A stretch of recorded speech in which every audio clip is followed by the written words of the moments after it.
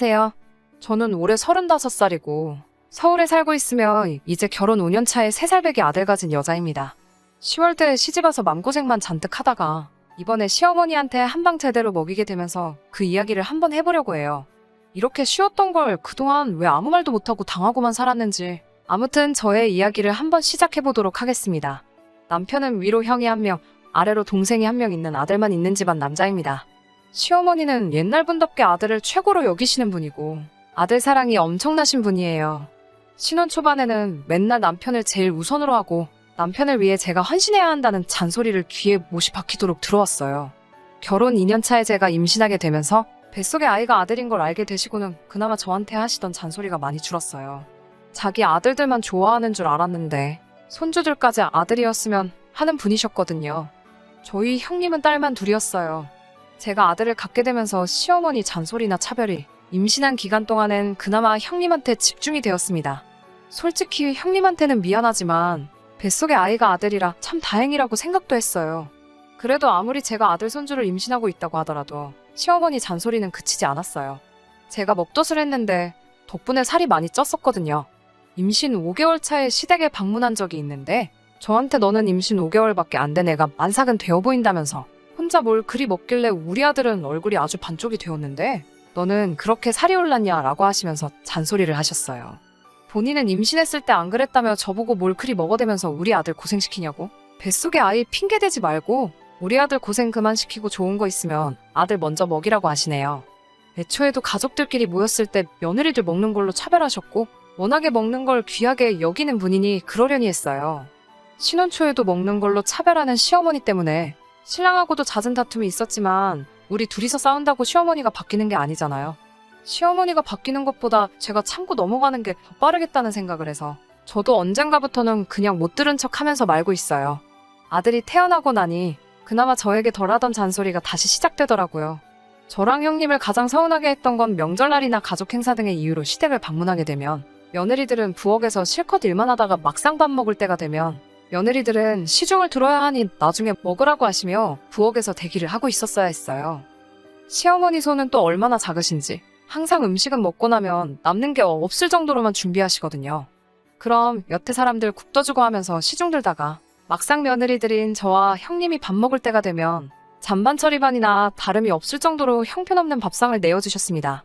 전이나 수육은 아예 맛조차도 볼 수 없을 때가 많고 그나마도 고기 반찬이 남아있으면 저희 식사하고 있는데 오셔서 빈 반찬통에다가 고기들을 담으시면서 이건 다음날 아침에 아들들 먹여야겠다고 하시며 저희한테는 먹다 남은 생선 부스러기만 주고 가시더라고요. 완전 신혼 때는 신랑이 시어머니께 버럭 화도 낸 적이 있어요. 그렇게 먹을 거 다 빼놓으면 우리 와이프는 뭘 먹으란 거냐며 한마디 한 적도 있는데 시어머니는 제 남편한테 오히려 역정을 내시면서 나물도 있고 김치도 있는데 뭐가 먹을 게 없냐고 하시면서 나는 너네 할머니 돌아가실 때까지 이렇게 살았다고 원래 며느리는 이런 거라고 화를 내시더라고요. 비단 명절만 아니어도 시댁에 무슨 일이 있어서 갈 때면 며느리들 밥상 차별은 매번 반복이 됩니다. 음식은 죽어라 해야 하고 고생한 며느리들 앞에 놓여있는 건 언제나 먹다 남은 음식들이나 풀떼기들 뿐이었어요. 하루는 남편이 회사에서 선물이라고 구이용 한우 세트를 받아온 적이 있는데 시댁에서 가족들이 모일 일이 있어서 그날 구워 먹기로 했습니다. 음식을 해야 하는 것도 아니고 고기를 먹는 거니 저도 형님도 음식 준비할 필요가 없어? 그날은 용케도 같은 밥상에 앉아서 식사를 하게 되었는데 저랑 형님이 앉은 작은 밥상에는 불판조차 놔주질 않으시더라고요. 브루스타가 2개밖에 없어서 그렇다고 고기가 익으면 알아서 덜어줄 테니 욕심을 부리지 말라고 했어요. 그런데 고기가 다 익으면 남자들 앞접시에 잔뜩 덜어주시고 저랑 형님 앞에는 고기 2-3점만 덜어주고 말더라고요. 팔이라도 뻗어서 가져갈라 치면 알아서 덜어주는데 뭘 그리 욕심이냐며 제 젓가락을 집게로 쳐내고 하셨어요. 아무리 그래도 다 큰 성인 둘이서 고기 2-3점 가지고 식사를 할 수가 없잖아요. 그냥 못 먹는 거다 생각하고 고기는 형님에게 다 양보해드리고 저는 된장찌개에 밥만 대충 비벼서 먹고 일어났어요. 어차피 시어머니가 바뀌지 않을 것도 알고 있는 데다가 제가 저 혼자서는 고기도 못 먹는 형편인 상황도 아니고 남편도 시어머니 유난스러운 걸 이미 알고 있기 때문에 이렇게 제가 시댁에서 한바탕 고생하고 나면 친정에 가서 제 눈치 보면서 저희 부모님한테도 훨씬 잘하고 집에 돌아와서는 맘 풀으라면서 저한테 꼭 큰 선물 하나씩 해줬거든요. 그래서 그냥 그걸로나마 마음의 위로를 삼고 견디고 있었어요. 저한테는 약간 시댁에 가는 날은 남편한테 선물 받는 날, 그런 느낌으로 보상을 받으니 언젠가부터는 마음의 상처도 나지 않더라고요. 하지만 그렇게 시댁에 갈 때마다 남편도 자기 용돈으로 저한테 선물해주는 게 관례처럼 되니 나름 자기도 부담되는 게 있어서 그런지 슬슬 자기도 시댁에 가는 걸 꺼려하더라고요. 그래서 시댁에는 언젠가부터 신혼 때만큼 자주 가지 않게 되었어요. 저희가 시댁의 발길을 끊으면서 혼자서 시어머니 상대해야 했던 형님네도 자주 가지 않게 되었고요. 그런데 저희 막내 도련님이 작년에 결혼을 하게 되었고 그걸 이유로 시어머니가 저희랑 형님네를 뻔질나게 불러대셨어요. 새 가족이 생겼으니 다 같이 모여야 하지 않겠냐는데 시어머니 생각이야 안 봐도 뻔했죠. 새 며느리가 들어왔으니 자기 입맛에 맞춰서 시집살이 시키고 싶은 그 신보가 어디 가겠어요? 동서는 결혼식 이후로 그때 처음으로 가족 행사에서 만나게 되었어요. 결혼식장에서 봤는데 호리호리하고 공주님 같은 얼굴에 도련님이 엄청 예쁜 사람하고 결혼했다고 생각을 했는데 속으로는 신부 화장을 했으니까 저 정도 예쁘겠지라고 생각을 하고 있었어요. 그런데 실제로 동서를 보니 결혼식장에서 봤을 때랑은 다르게 수수하게 차려입고 왔는데도 진짜 공주님이 따로 없을 정도로 귀티가 나고 아주 예쁘더라고요. 눈은 강아지처럼 커다랗고 세상에 고생이라고는 한 번도 안 해봤을 것 같은 모습에 사실 저는 다른 것보다 동서에 대한 걱정부터가 앞섰습니다. 동서에게 시월드라는 건 당연히 상상도 못 해봤을 거라는 생각이 들고 이렇게 순딩이 같아 보이는 동서가 과연 시어머니를 당해낼 수 있을까 하는 생각이 들었어요. 역시나 우리 시어머니 저녁 식사 때가 되자마자 음식하느라 고생한 3명의 며느리 따로 모아놓고 시중을 들라 하시며 밥상머리 근처에도 오지 못하게 하더라고요. 세상에 좋은 것만 보고 자랐을 것만 같았던 동서는 그 상황에 적지 않게 당황한 모습이더라고요. 그 커다란 눈동자가 흔들거리고 있는 모습을 보니 마음의 상처를 상당히 입었나 봐요. 당연히 식사가 끝나고 따로 차려지는 며느리 밥상에 살코기는 다 발라먹고 부스러기만 남은 조기 몇 마리를 두고 3명이 식사를 하게 되었습니다. 그 와중에 동서는 저랑 형님 눈치 본다고 얼마 안 되는 그 조기조차 먹지 못하고 맨밥을 물로 겨우겨우 삼키면서 식사를 하고 있더라고요. 저나 형님은 이런 밥상이 익숙해서 그랬나? 그냥 풀떼기랑 밥 먹으면서 동서를 위로해준답시고 원래 시어머니가 유난스러워서 그러니 더러워도 참아야 된다고 충고를 해줬어요. 우리도 그동안 참는다고 많이 참았는데 석 달라지는 게 없더라. 그러니 그냥 시댁에는 최대한 이유를 대서 발길을 하지 않는 게 최고라고 너스레를 떨면서 이야기를 했더니 동서는 그 말을 듣고 울상이 되면서 자기 시집 잘못 온 거 아니냐고 하면서 눈물을 뚝뚝 흘리더라고요. 생각해보면 아무리 며느리라고 해도 이런 대우를 받는 게 정상적인 게 아닌데 그냥 일 크게 만들기 싫어서 너무 참고만 살았나 하는 생각이 들었어요. 그동안 아무렇지도 않게 받아들인 게 잘한 게 아니었다는 생각도 들고 눈물이 그렁그렁한 동서를 보고 있으니 안쓰럽기도 했고요. 집에 돌아와서도 계속 동서의 울먹이는 얼굴이 생각나서 이거 이대로 넘어가면 안 되겠다는 생각이 들더라고요. 그래서 집에 돌아오고 나서 몇 주 뒤에 며느리들을 제가 다 소집을 했어요. 이대로 이렇게 며느리라는 이유로 차별받고 살아야겠냐고? 우리끼리라도 힘을 합쳐서 이런 불합리한 상황을 스스로 나서서 쟁취해야 하지 않겠냐고 여자들을 설득했습니다. 학교 다닐 적에도 운동권 친구들을 보며 뭘 저렇게 피곤하게 사느냐는 생각을 했는데 제가 쟁취해야 한다는 표현을 쓰니 저도 속으로는 다 웃음이 나더라고요.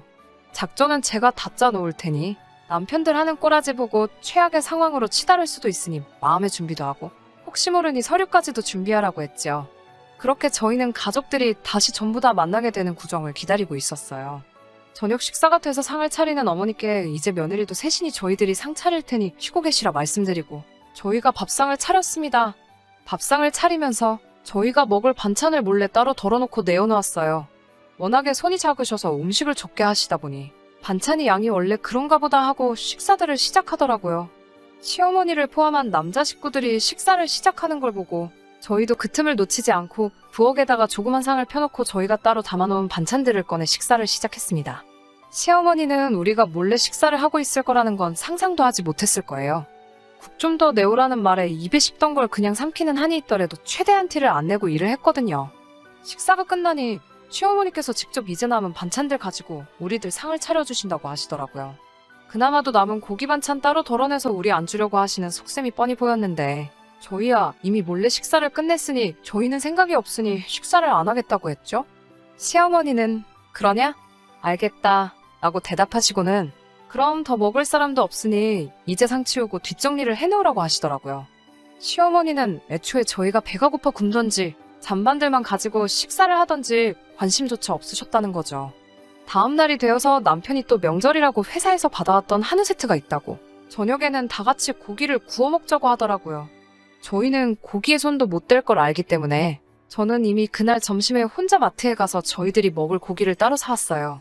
고기 구워 먹을 때만큼은 며느리들도 겸상을 할 수가 있었기 때문에 또 구석탱이 불판도 없는 조그만 밥상에 따로 앉으라고 하시는 말에 저희는 조금만 남겨주시면 나중에 따로 먹겠다고 말씀드리고 식사가 끝날 때까지 기다리기로 했어요. 얼마나 며느리들 고기 먹는 게 보기 싫었으면 남는 고기들을 죄다 불판에 올려 새까맣게 태워서 아주 수출 만들어 놨더라고요. 저희들 식사할 차례가 되니 고기가 양이 얼마 없네? 라고 하시면서 진작에 줄 때 먹지 그랬냐면서 잔소리를 하시네요. 불판 위에 새까맣게 타버린 고기들만 봐도 한근은 훌쩍 넘어 보였는데 정말 해도 너무하다는 생각이 들었습니다. 너네는 밥을 못 먹어서 어떡하냐고, 다른 건 없고 라면이라도 끓여줄 테니 라면을 먹으라고 하시네요. 저는 시어머니께 괜찮다고 라면 끓여주실 필요 없다고 말씀드리고 차에 가서 트렁크를 열고 아이스박스에 따로 숨겨놓은 낮에 사놓은 고기를 꺼내서 집으로 들어왔어요. 며느리들끼리 자리에 모여서 고기를 굽기 시작하니 시어머니 얼굴이 대본에 일그러지시더군요. 그 표정이 정말 압권이었는데 글로 어떻게 표현을 해야 할지 모르겠네요.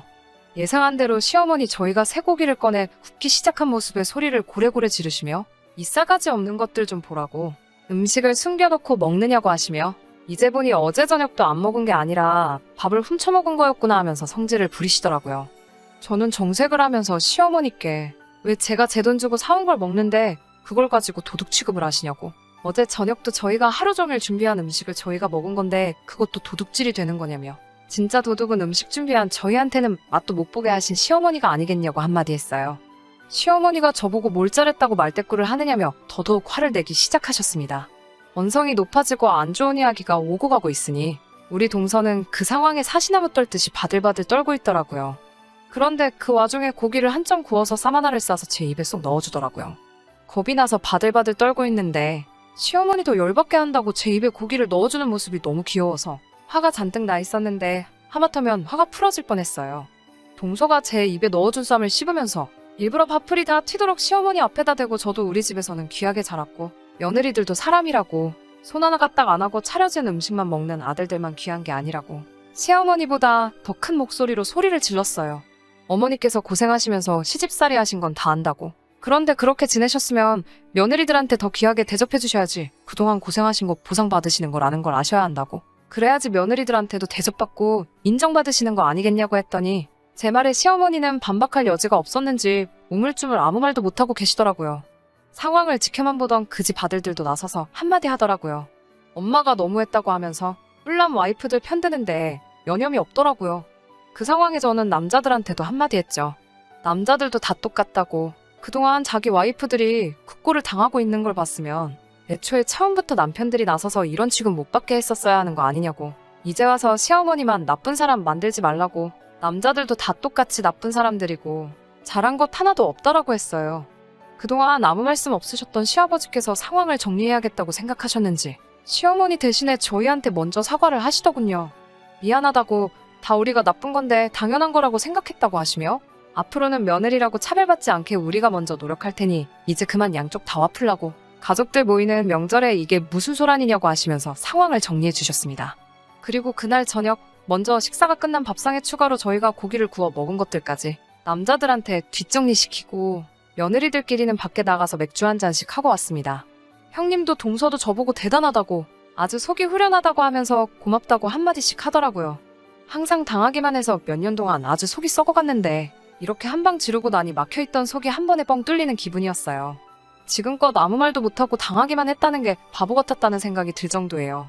다음 가족 행사 때까지 시어머니가 정말 바뀌셨는지는 아직 알 길은 없지만 이번 기회로 시어머니도 며느리들도 당연히 사람 대접을 받아야 하고 화도 낼 줄 안다는 걸 배우셨을 테니 다음에는 다른 걸로 못 살게 구실지언정 적어도 며느리들 밥 먹는 것 가지고 치사하게 굴지 않으실 테지요. 저처럼 쌓아놓고 폭발하는 방법도 있겠지만 만약에 아직도 단 한 번도 이런 일에 대해서 이야기를 나누지 않은 청취자님들이 계시다면 한 번 터지기 전에 대화로 풀어보는 방법도 있지 않을까 해요. 애초에 제가 처음부터 시어머니와 대화로 풀어나갔다면 이번 일처럼 시어머니 면전에다 대고 체면구기는 상황을 만들지 않았을 수도 있었겠다는 후회가 들기는 하는데 이제라도 저도 사람 대접 받으며 시집에 드나들 수 있게 되었으니 그걸로라도 위안을 삼고 앞으로 있을 좋은 날들만 바라보면서 사는 게 맞는 것 같네요.